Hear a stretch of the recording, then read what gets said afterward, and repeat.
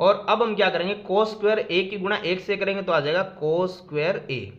अब देखिए बाहर माइनस है अंदर माइनस है तो माइनस माइनस क्या हो जाएगा प्लस। और अब हमारे पास यहाँ पे कोस स्क्वायर ए की गुणा कोस स्क्वायर बी से करेंगे तो हमारा आंसर क्या आने वाला है, कोस स्क्वायर ए और साथ में आ जाएगा कोस स्क्वायर बी। ये हम गुणा तो नहीं कर सकते लेकिन लिख सकते हैं। और बट्टे में कोई बदलाव नहीं है, एज इट इज वैसे का वैसा ही आएगा। तो अब एक चीज समझ लीजिए यहाँ पर कि यहाँ पे ये जो पूरा पद दिख रहा है ये एज इट इज कॉमन आ गया, cos square A cos square B cos square A cos square B. तो ये माइनस का ये प्लस का, प्लस माइनस क्या होता है एक दूसरे से कैंसिल। कैंसिल होने का मतलब ये हो गया है कि जो बच्चा है उसे एज इट इज हम लिख लेते हैं, cos square B minus cos square A, और बट्टे में क्या था कोस स्क्वायर ए, ओ सॉरी यहाँ पे गुणा ही है, और कोस स्क्वायर बी, यही बचा हुआ है। और हमें क्या चाहिए था, हमें यही पहला आंसर चाहिए था। तो इस तरीके से हमारा पहला सवाल तो कंप्लीट हो गया। अब इसका दूसरा पार्ट हम करते हैं। अब इसी से रिलेटेड इसी का क्वेश्चन नंबर जो आगे दिया गया सेकंड पार्ट भी हमें सॉल्व करना है, तो हम लेंगे यहाँ पे जो हम पहला लिया था, अब हम लेते हैं इसी के अंदर दूसरा क्वेश्चन। तो वापस से देखो, पुनः वापस हमें क्या लेना पड़ेगा, एलएचएस लेने पर। ये अगर आप ध्यान से देखेंगे तो क्वेश्चन नंबर जो 10 था 8.3 का, वैसे उसी तरीके से कि दोनों तरफ हमें एलएचएस लेना और आगे वाले आंसर निकालने हैं। तो अब हमारे पास देखो कैसे है, वापस से वही है tan स्क्वायर ए माइनस tan स्क्वायर बी। तो इसको सॉल्व करने का तरीका तो वही रहने वाला, तो यहां तक कोई बदलाव होने वाला नहीं है। पहली दूसरी और तीसरी लाइन सेम रहेगी, यानी tan के मान रहेंगे साइन स्क्वायर ए बट्टे में कोस स्क्वायर ए, माइनस tan के मान साइन स्क्वायर बी बट्टे में कोस स्क्वायर बी। लघुत्तम वैसे ही रहेगा कोस स्क्वायर और कोस स्क्वायर बी। उसके बाद जो हमारा डिवाइड था और मल्टीप्लाई था वो भी सेम ही रहने वाला है। जैसे मैंने कहा ये तीन लाइन तो एज इट इज वही रहने वाली है, तो इसमें कोई भी बदलाव नहीं है। अब यहां से बदलाव होता है, क्यों, क्योंकि पहली बार हमने जैसे कि साइन और कोस स्क्वायर दोनों आ रहे थे, लेकिन हमने साइन स्क्वायर की जगह ये मान रखा था। अब हम कोस स्क्वायर की जगह ये मान रख लेंगे, बाकी साइन को एज इट इज रखेंगे, क्योंकि अगली बार हमें साइन ऊपर चाहिए। जैसे हमने पिछली बार क्या किया था, इस समीकरण में साइन को साइन स्क्वायर रख लिया था और उसकी जगह उसका जो बाकी बचा हुआ मान वो आ गया था। इस बार हम इसमें क्या करते हैं, sine square plus cos square A जो है उसमें हम क्या करते हैं, कोस स्क्वायर ए को इधर रख लेते हैं, बाकी को उधर धकेल देते हैं। जैसे प्लस का साइन स्क्वायर इधर किसका हो जाएगा, माइनस का, यानी जहां पे कोस स्क्वायर है वहां पे ये रखेंगे हम। जैसे देखो साइन की जगह तो हम कुछ बदलाव कर नहीं रहे हैं इस बार, लेकिन गुणा में कोस स्क्वायर यहाँ पे b है तो हम एक चीज कर लेते हैं, इस समीकरण में b कर लेते हैं, एक ही बात है। ये लीजिए, ये लीजिए, यानी कोस स्क्वायर b की जगह हम क्या रख सकते हैं, 1 माइनस साइन स्क्वायर b। तो यहाँ पे हम लिख लेंगे कोस स्क्वायर b की जगह 1 माइनस साइन स्क्वायर b। इसी तरीके से क्या रहेगा, माइनस आगे भी साइन में हम कोई बदलाव नहीं कर रहे हैं इस बार। पिछली बार हमने साइन ही बदले थे सारे, कोस में बदलाव नहीं थे। इस बार साइन में कोई बदलाव नहीं है, कोस में बदलाव आएगा। तो देखो साइन कोस स्क्वायर ए है तो वही रहेगा कि साइन स्क्वायर ए प्लस कोस स्क्वायर ए बराबर 1। तो क्या करना है, कोस स्क्वायर ए को इधर रखना है, बाकी सारा उधर चला जाएगा। तो कोस स्क्वायर ए की जगह क्या रहा है, 1 माइनस साइन स्क्वायर ए। तो मैं कोस स्क्वायर ए की जगह क्या लिख देता हूं, 1 माइनस साइन स्क्वायर ए, और बट्टे में कोई भी चेंज नहीं है। अब देखो इस क्वेश्चन में कुछ भी नहीं है, वैसे का वैसे ही है। जैसे हमें क्या करना है, गुणा करनी है। साइन स्क्वायर ए की गुणा 1 से करूंगा तो क्या आएगा, साइन स्क्वायर ए, माइनस साइन स्क्वायर ए की गुणा साइन स्क्वायर बी से करूंगा तो गुणा नहीं होती है, बस ऐसे गुणा में लिख सकते हैं। फिर माइनस साइन स्क्वायर बी की गुणा 1 से करूंगा तो क्या आएगा, साइन स्क्वायर बी, और माइनस और माइनस क्या होता है, प्लस। तो साइन स्क्वायर बी की गुणा किससे करनी है, साइन स्क्वायर ए से। तो गुणा तो नहीं होती है, लिख तो सकते हैं साइन स्क्वायर ए गुणा में साइन स्क्वायर बी, और बट्टे में जैसे मैंने बोला कोई भी चेंज नहीं होने वाला है। तो इस चीज को ध्यान से देखिए यहां पर। अब यहां पे हमारे पास पिछले सवाल की तरह ही है, जो पद अकेला है उसका तो हम कुछ नहीं कर सकते, सिर्फ लिख सकते हैं एज इट इज। हमने लिख लिया, ये लीजिए लिख लिया हमने साइन स्क्वायर ए।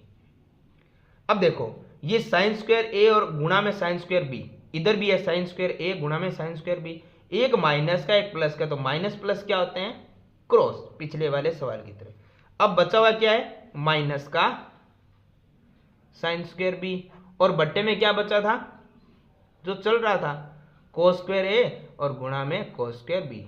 देखो यही सॉल्व करना था हमें।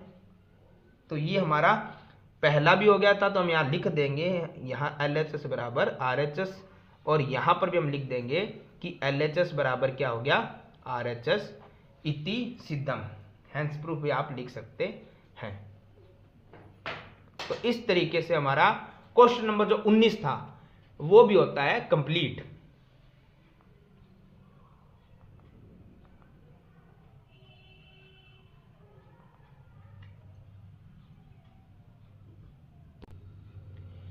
क्वेश्चन नंबर 19 का जो अथवा में दूसरा पार्ट है वो देख लेते हैं हम। यहां पे हमें सिंपली दिया गया 10a का मान दिया 4/3 और निम्नलिखित मान हमें ज्ञात करना है। तो देखो ये हमारा 8.1 का ही क्वेश्चन है। इसमें हमें क्या करना है, सबसे पहले एक समकोण त्रिभुज का निर्माण करना है, और हमें एक जो फॉर्मूला याद रखना है वो हमारा है लाल कक्का, ये फॉर्मूला हमें याद रखना है। तो हमें दिया गया 10a का मान, सबसे पहले हम लिख देते हैं 10a का मान कितना है 4/3। तो देखो 10a के मान 10 का मान क्या होता है साइन कोस 10 का मान होता है l अपॉन में a, यानी लंब बटे आधार, परपेंडिकुलर अपॉन में बेस। तो a का मतलब है ये न्यून कोण, ये तो a ही रहने वाला है। अब आपकी मर्जी है b और c किसे करना है, समकोण त्रिभुज बन चुका है। इसमें लंब आपके पास है 4 और आधार आपके पास है 3। अब हमें सिंपली क्या करना है कि ये तीसरी भुजा निकालनी है। तो इसके लिए हमें क्या करना पड़ेगा, पाइथागोरस प्रमेय का प्रयोग करना पड़ेगा, यानी हमें निकालनी है AB भुजा। तो उसके लिए क्या करना पड़ेगा, हमें कर्ण निकालने का फॉर्मूला होता है लंब स्क्वायर आधार स्क्वायर, या आधार स्क्वायर प्लस लंब square.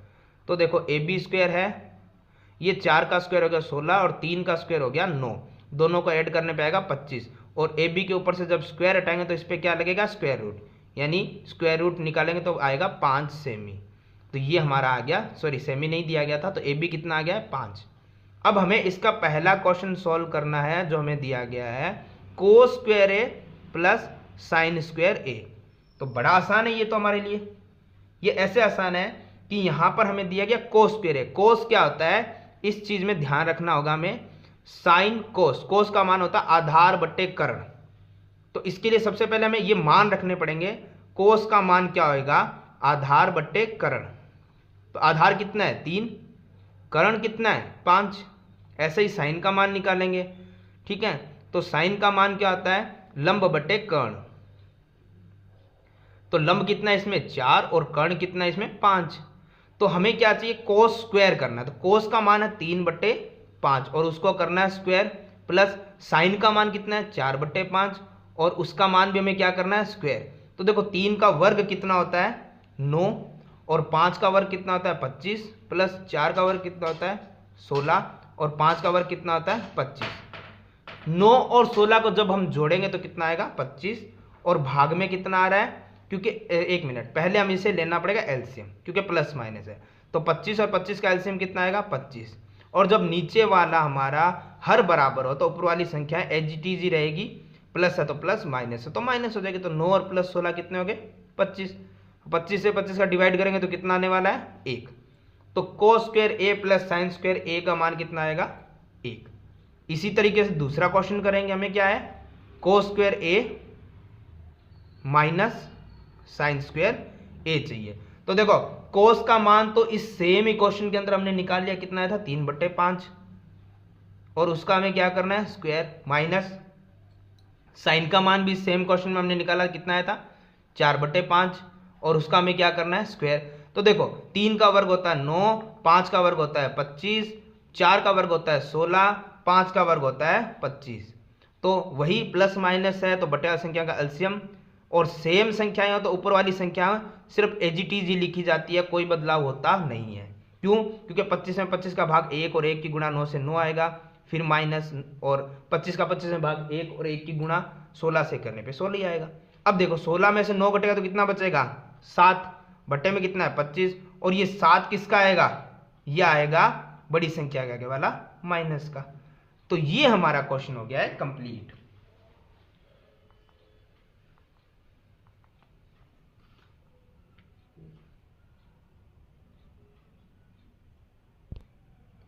Question number 20। Question number 20 में जो पहला क्वेश्चन हमें दिया गया है वो दिया गया है, निम्न बंटन में विश्व के कुछ श्रेष्ठ बल्लेबाजों द्वारा अधिकतम जो एक दिवसीय अंतरराष्ट्रीय मैचों में रन बनाए गए हैं वो दर्शाए जा रहे हैं। बनाए गए रन और बल्लेबाजों की संख्या दे के पूछा गया बहुलक। तो देखो हमें बहुलक के अंदर सिंपल सी बात है, मैंने पहले ही बताया था, बहुलक के अंदर हमें सिर्फ और सिर्फ फॉर्मूला का ध्यान रखना जरूरी रहेगा, जो है L plus F1 minus F0 बटे में 2F1 minus F0 minus F2 गुणा में H। इसके लिए हमें ना कोई संचय बारंबारता निकालने होते हैं, ना fxi xi करना पड़ता है, कुछ नहीं करना होता है। हमें सिर्फ F1 F0 F2 L और H यही चाहिए होता है। तो देखो F1 के लिए सिंपल सी चीज है, F1 जो सबसे बड़ी संख्या आपको दिखाई देगी वही F1 हमारी रहने वाली है। कितनी है? 18। और उसके सामने वाला जो हमारा वर्ग अंतराल होता है उसमें जो लोवेस्ट हमारा जो यहाँ पे निम्न सीमा होती है वही हमारा L होता है, और उन दोनों का अंतर H होता है, यानी 5000 माइनस 4000 कितना आ जाएगा? 1000।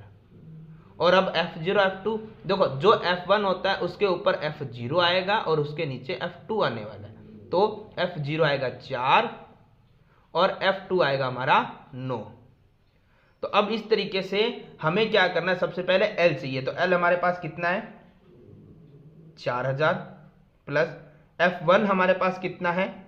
18, F0 हमारे पास कितना है? 4, 2F1 कितना था? 18 माइनस F0 कितना हमारे पास? 4 माइनस F2 हमारे पास कितना है? 9, और गुणा में H हमारे पास कितना है? 1000। तो ध्यान से देखो, जैसे मैंने कहा ब्रैकेट सॉल्व करने से पहले हम कुछ भी नहीं कर सकते, ना प्लस ना मल्टीप्लाई, कुछ नहीं। 18 में से 4 जाएंगे तो बचेंगे 14, और 2 की 18 से गुणा करने पड़ेगा 36, और ये माइनस माइनस हो गए प्लस, यानी 4 में से 9 जब माइनस माइनस प्लस करेंगे तो हो जाएगा 13, और बड़ी संख्या माइनस की है। तो अब सिंपल देखो, यहाँ पे 4000 है, ब्रैकेट ओपन करते हैं, 14 है, बट्टे में क्या है? 36 में से जब 13 जाएगा तो ये हमारा बचेगा यहाँ पर 23, और गुणा में कितना आएगा? 1000। प्लस माइनस पहले नहीं होगा, पहले गुणा और भाग होंगे, तो ये 4000 एजिटीज वैसे का वैसे ही रहने वाला है। यहाँ पे क्या है? 14 की गुणा 1000 से कर दीजिए तो ये आएगा 14000, और उसमें करना है 23 का भाग। तो ये जैसे भी जा रहा है पॉइंट्स में, जैसे भी हमें लगाना पड़ेगा, ठीक है। तो इसके बाद हमारा क्या आएगा? ये 4000 तो एजिटीज रहने वाला है, और 14000 में जब 23 का हम भाग लगाएंगे तो ये ऑलमोस्ट हमारा रहेगा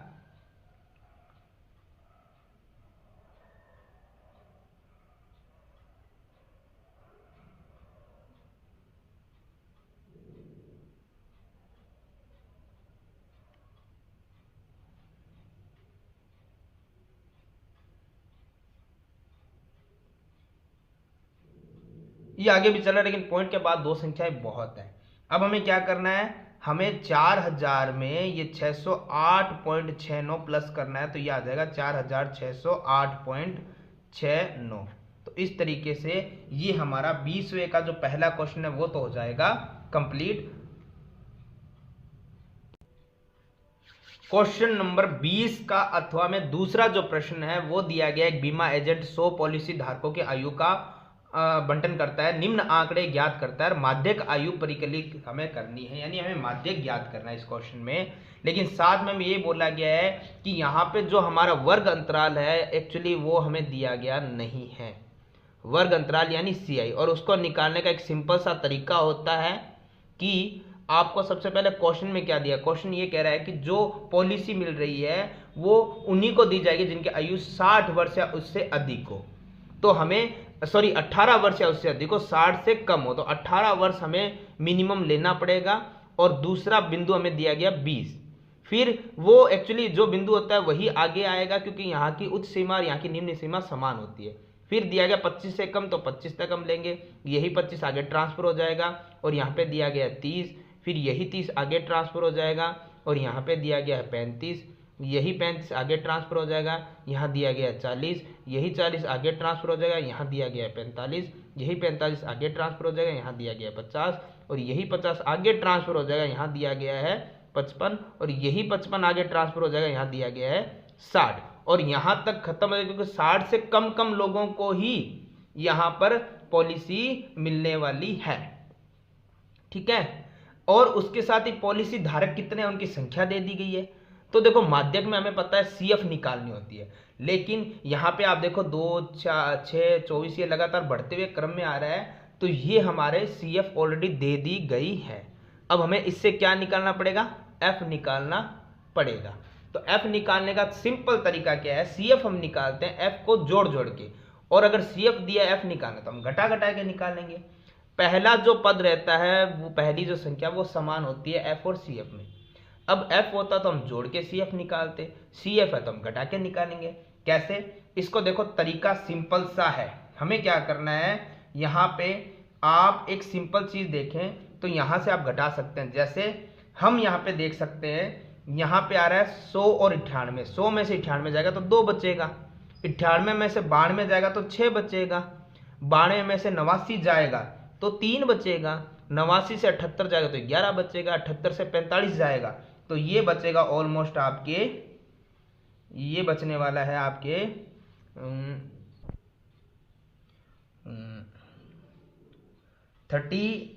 33 बचेगा ये आपका। और 45 से जब 24 जाएगा तो बचेगा 21, और 21 से जब 24 से जब 6 जाएगा तो बचेगा 18, और 6 से 2 जाएगा तो बचेगा 4, और 2 ऊपर कॉमन आएगा। अगर आप F से CF मिलाना चाहे तो मिला लीजिए, 2 है, 2 में 4 जुड़ेगा तो 6 आ गया, 4 में 18 जुड़ेगा तो यहाँ पे 2 और 4 6, 6 में 18 जुड़ेगा 24, 24 में 21 जुड़ेगा 45, 45 में 33 जुड़ेगा 78, 78 में 11 जुड़ेगा 89, 89 में 3 जुड़ेगा 92, 92 में 3 जुड़ेगा 98, 98 में 2 जुड़ेगा 100, यानी कंप्लीट पूरा आ गया। सिंपल सी बात है। हमें यहाँ पता है कि जो हमारा सिग्मा FI होता है उसका टोटल और CF का आखिरी पद दोनों बराबर आता है, और इसी को क्या बोला जाता है, N बोला जाता है। तो अब हमें क्या करना है, यहाँ पे सिंपली हम देखें तो हमें क्या ज्ञात करना है, माध्यक। तो माध्यक ज्ञात करना है तो हमें उसके लिए इसका फॉर्मूला भी आना चाहिए, और उससे पहले हमें एक चीज ये भी आनी पड़ेगी कि माध्यक के अंदर क्या होता है।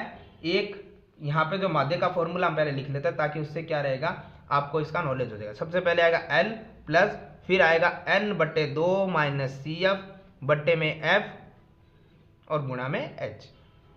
तो हमें क्या करना है, यहाँ पे सबसे पहले क्या चाहिए, N भी चाहिए, ठीक है, N/2 है तो N/2 भी चाहिए, साथ में हमें CF भी चाहिए, साथ में हमें यहाँ पे L भी चाहिए, साथ में हमें यहाँ पे H भी चाहिए, और उसके साथ हमें क्या चाहिए, यहाँ पर ये सारे पद हमारे पास रहेंगे तो हम इसका आंसर निकाल सकते हैं।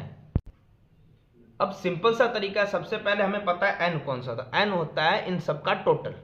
वो आप करना चाहिए, ठीक है, वरना जो CF का जो आखिरी पद होता है ना वही N इसके बराबर आता है। तो N कितना आ गया, 100, और उसमें 2 का भाग लगाएंगे जो कि सूत्र में है, तो कितना आएगा, 50।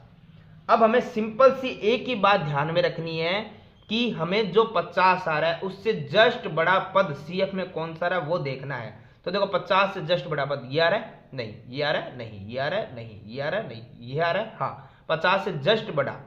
देखो 50 से जस्ट बड़ा जो हमारी सारणी के अंदर, जो CF के अंदर 50 से जस्ट बड़ा जो N/2 करेंगे वो आएगा, उससे जस्ट बड़ा जो आ रहा है वही लिया जाएगा। अगर यहाँ 51 आता तो 51 भी ले लेते हैं, लेकिन यहाँ 78 आया तो 78 लेंगे। अब इसको थोड़ा ध्यान रखिएगा, ये जो आपका पद 78 आया है उसके सामने वाले हमें वर्ग अंतराल को ध्यान से देखना है। उसका जो लोवेस्ट यहाँ पे हमें दिया गया है नंबर, वो हमारा L हो जाएगा, और उनके बीच का डिफरेंस यानी 40 में से 35 ये H। ये तो लगभग बहुलक की तरह हम निकालते वैसे निकलेगा।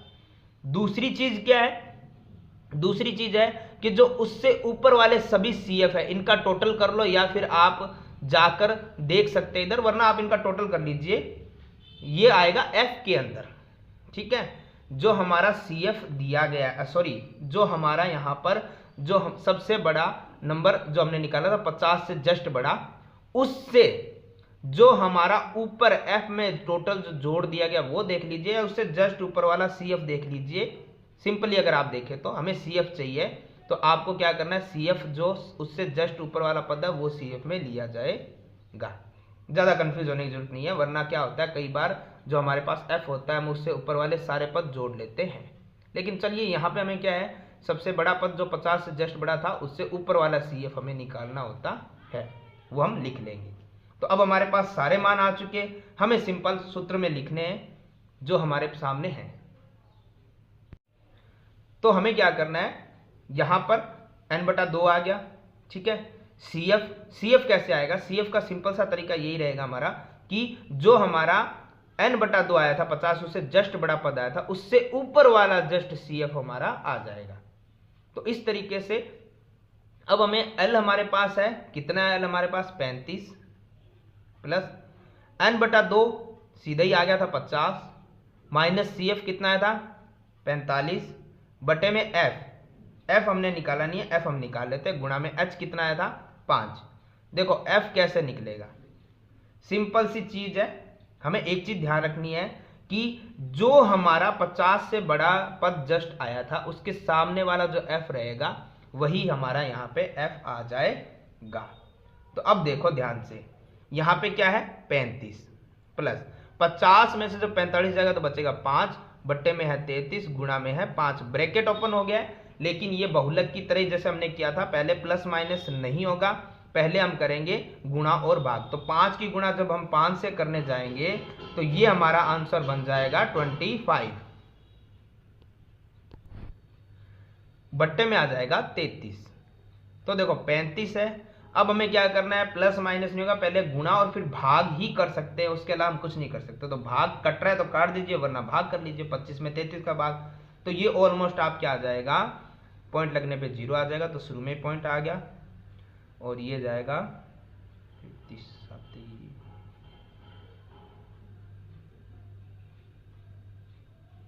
ये चलता रहेगा। तो पॉइंट के बाद 2 या 3 संख्याएं बहुत है। अब हमें क्या करना है, 35 में इसको प्लस करना है। तो जब हम 35 में इसको प्लस करेंगे तो पॉइंट के आगे 35 और पॉइंट के आगे 0, ये रहेगा 35 का 35 और पॉइंट के बाद 7, 5, इस तरीके से आप आगे संख्या चाहें तो निकाल सकते हैं, वरना ये हमारा आंसर क्या हो चुका है, कंप्लीट। तो इस तरीके से हमारा पहला जो मॉडल पेपर है वो होता है कंप्लीट।